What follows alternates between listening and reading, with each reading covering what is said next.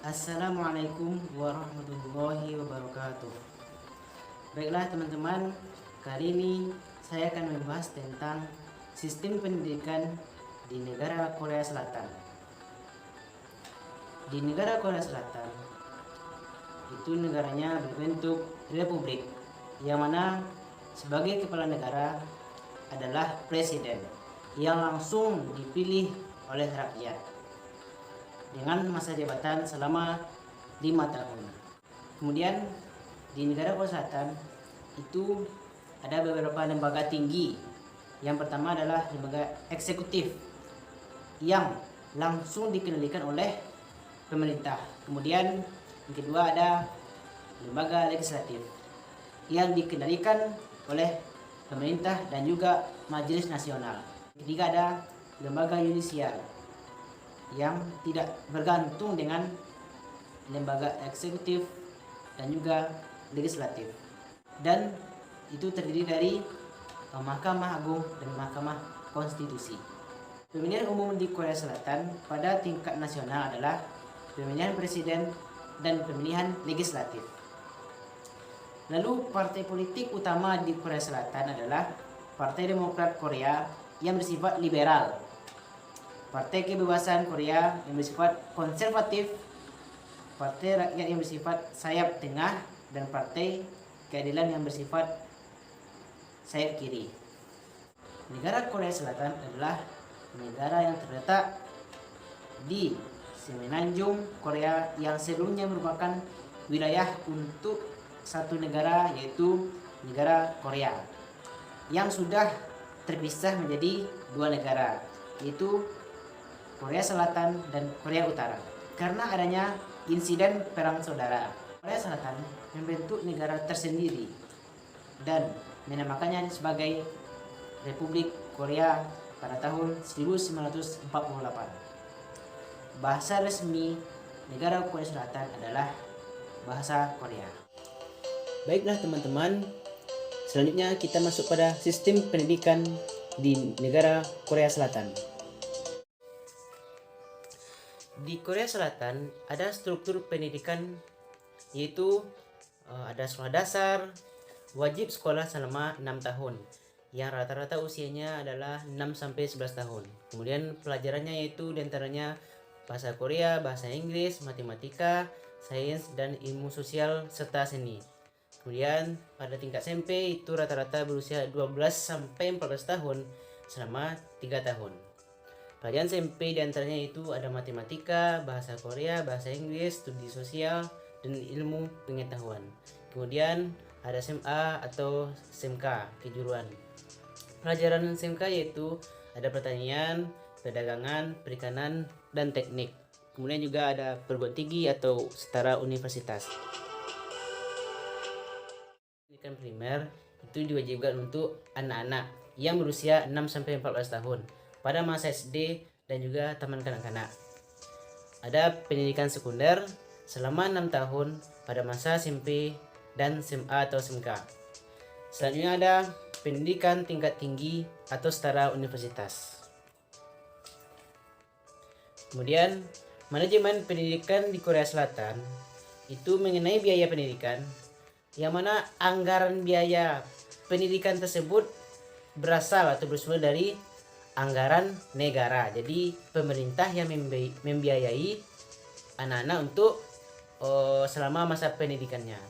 Kemudian pada gurunya itu ada jenis tingkat akademik yang ditanggung oleh pemerintah untuk guru negeri.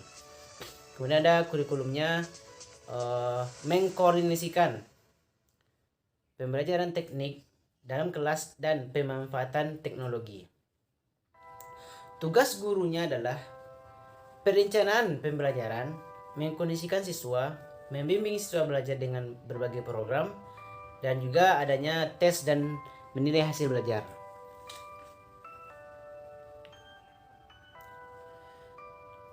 Lalu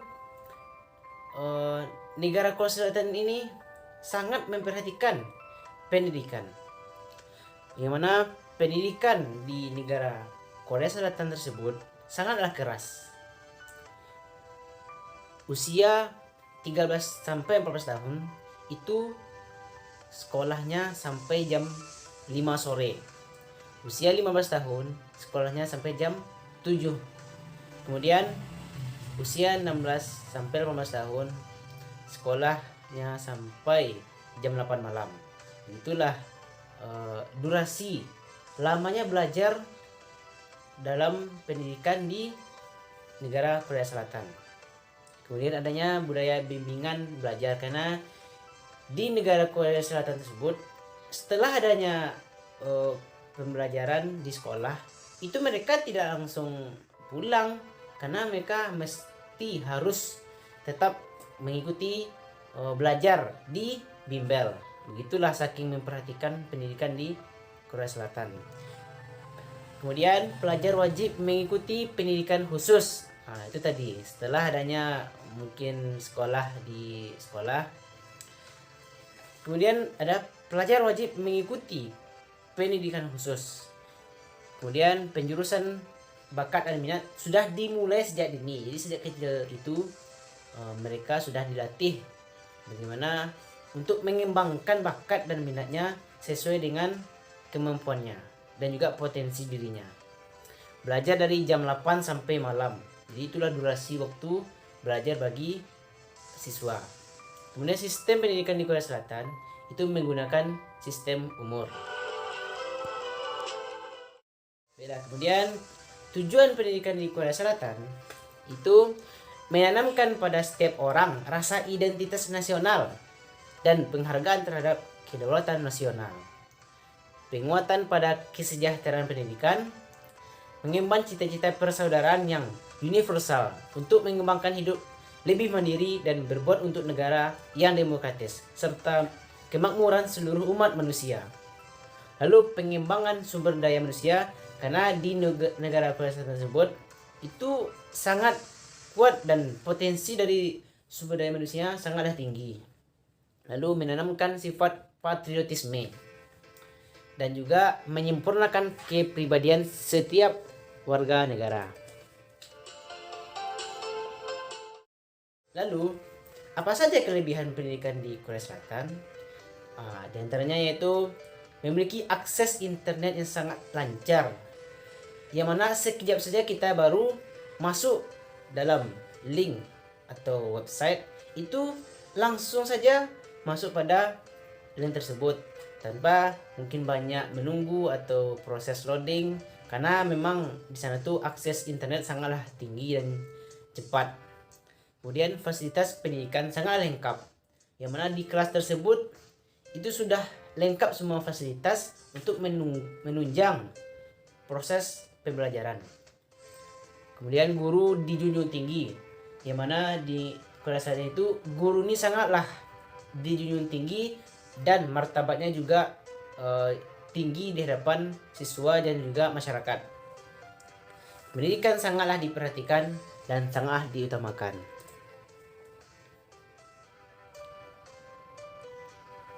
Lalu, apa sajakah fakta unik di Korea Selatan? Itu diantaranya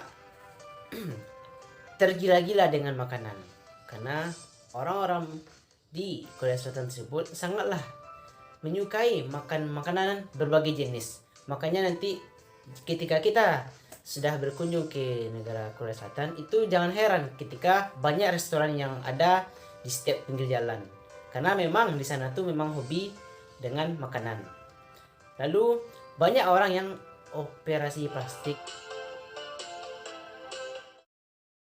Kemudian di Korea Selatan tersebut sangatlah memperhatikan gestur tubuh.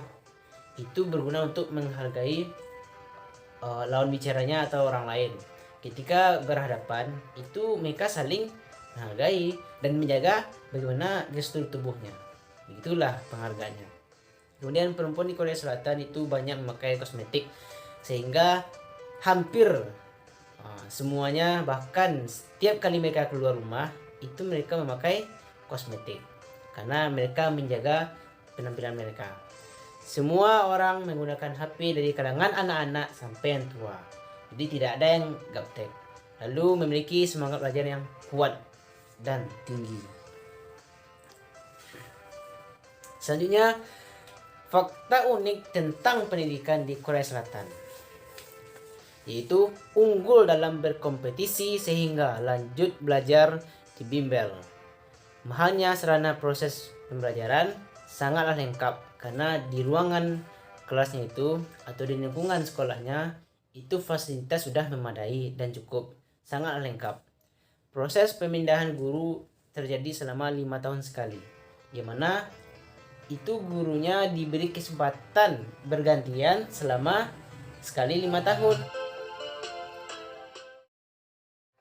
Kemudian hari libur tetaplah ke sekolah untuk melaksanakan kegiatan ekstra.